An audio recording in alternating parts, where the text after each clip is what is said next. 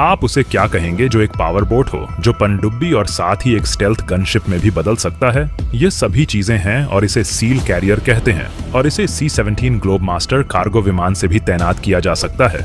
इसका काम युद्ध अभियानों के दौरान नेवी सील्स का गुप्त परिवहन करना है। इसमें 3 अलग अलग मोड हैं: सतह मोड, अर्ध डूबा हुआ मोड और डूबा हुआ मोड। सतह मोड में यह 300 मील की दूरी तक पावर बोट की तरह यात्रा कर सकता है और अगर हमला होता है तो यह कुछ सक्रिय रक्षा भी प्रदान करता है।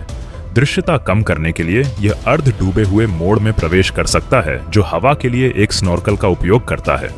लेकिन यदि आपको पूरी तरह से छुपने की आवश्यकता है तो यह डूबे हुए मोड में